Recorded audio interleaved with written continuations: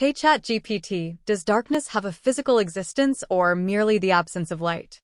Where the Quran and Bible describe darkness, does it claim darkness has physical existence or something else too? Darkness. It's something we all experience, a natural part of our world's rhythm. When the sun sets, darkness falls, blanketing the earth. But darkness is more than just the absence of light. It holds a deeper meaning, a metaphorical weight that resonates across cultures and religions. In sacred texts like the Quran and the Bible, darkness takes on profound significance. It's used to symbolize a range of concepts, from the physical absence of light to the spiritual emptiness of being far from God. These texts use darkness to paint vivid pictures, helping us understand the complexities of our world and the consequences of our choices. By exploring how darkness is depicted in the Quran and the Bible, we can gain a deeper appreciation for its symbolic power. We can also learn about the importance of seeking light, in both a literal and metaphorical sense. The Quran, the holy book of Islam, presents darkness in both physical and metaphorical ways. It speaks of the darkness of night, a time for rest and reflection. But it also uses darkness to describe the state of being lost, far from God's guidance.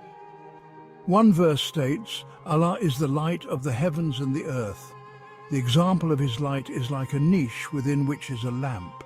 Quran 24:35. This beautiful imagery contrasts light with darkness. Light, symbolizing knowledge and guidance, emanates from God, while darkness represents the absence of that divine illumination. The Quran also warns of the dangers of spiritual darkness. It describes those who reject faith as being like the one who is called to from a place far off. He hears nothing and cannot respond. Quran 30:52-53. This verse paints a powerful image of the isolation and inability to connect that comes with spiritual darkness.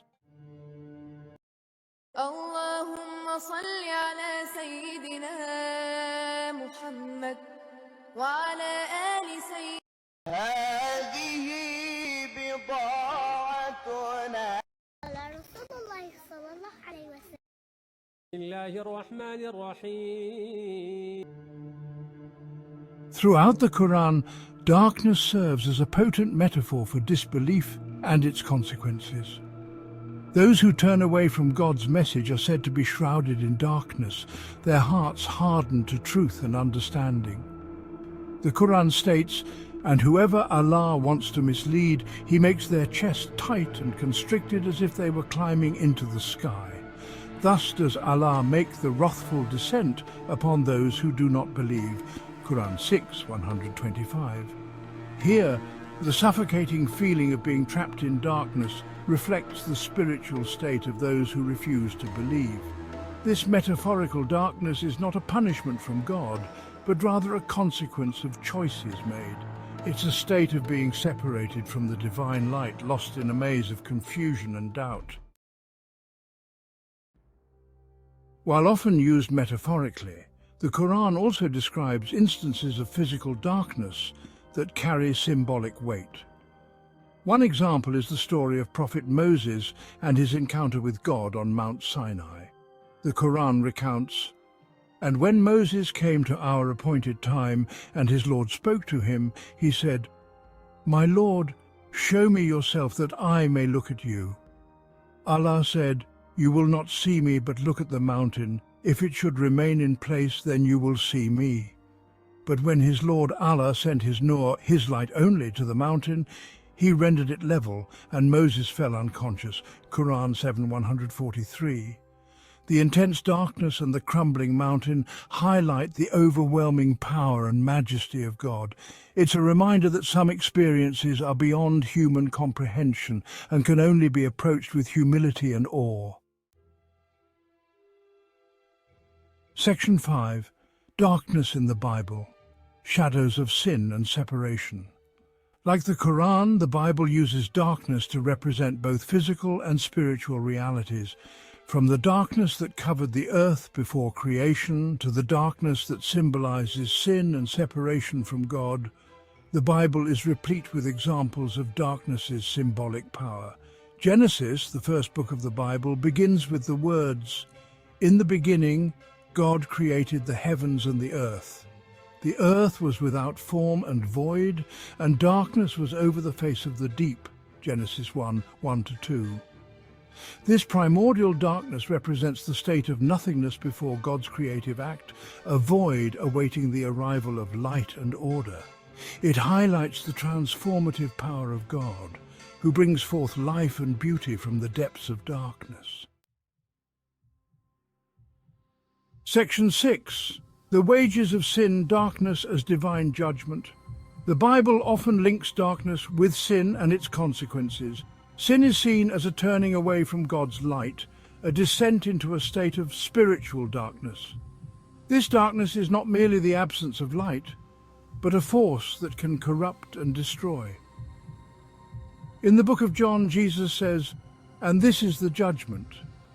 The light has come into the world, and people loved the darkness rather than the light, because their works were evil. For everyone who does wicked things hates the light and does not come to the light, lest his works should be exposed." John 3:19-20. This passage underscores the choice that humanity faces, to embrace the light of truth and righteousness or to remain in the darkness of sin. The darkness is not imposed by God, but is a consequence of choosing to reject his love and guidance. Section 7. Light and darkness, a universal contrast. In both the Quran and the Bible, the concepts of light and darkness are often juxtaposed to emphasize their contrasting nature. Light represents knowledge, guidance, and the divine presence, while darkness symbolizes ignorance, sin, and separation from God. This contrast is beautifully illustrated in the Gospel of Matthew. "You are the light of the world. A city set on a hill cannot be hidden. Nor do people light a lamp and put it under a basket, but on a stand, and it gives light to all in the house. Let your light so shine before others that they may see your good works and give glory to your Father in heaven." Matthew 5:14-16. This passage encourages believers to be beacons of light in a world often shrouded in darkness. It emphasizes the responsibility to reflect God's light through righteous actions and compassionate living. Section 8. Beyond the physical, the enduring significance of metaphorical darkness. While both the Quran and the Bible use darkness to describe physical phenomena, it's the metaphorical use of darkness that holds the most profound significance. Darkness, in these texts, is not merely the absence of light, but a powerful symbol of the human condition. It represents the struggle between good and evil, the consequences of our choices, and the ever-present need for God's guidance. It reminds us that even in the darkest of times there is always hope. As the Quran states, "Indeed, with hardship will be ease." Quran 94:5. This message of hope resonates deeply, reminding us that even in the face of adversity, we can find strength and guidance if we seek the light. Section 9. Conclusion: Embracing the light, confronting the darkness. The concept of darkness, as explored in the Quran and the Bible, offers a powerful lens through which to view our world and ourselves. It reminds us of the importance of seeking knowledge, making righteous choices, and striving to live lives that reflect God's love and compassion. While darkness may seem all-encompassing at times, it's essential to remember that it is never truly absolute. As long as we seek the light of knowledge, faith, and love, we can navigate the darkness and emerge stronger on the other side. By understanding the symbolic power of darkness, we can better appreciate the light that shines within each of us. We can choose to be beacons of hope, illuminating the world with acts of kindness, compassion, and unwavering faith.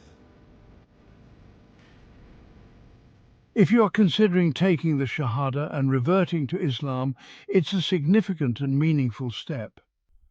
Reverting to Islam brings spiritual fulfillment, a sense of community, structured guidance through life's challenges, and a direct connection to God through prayer and worship.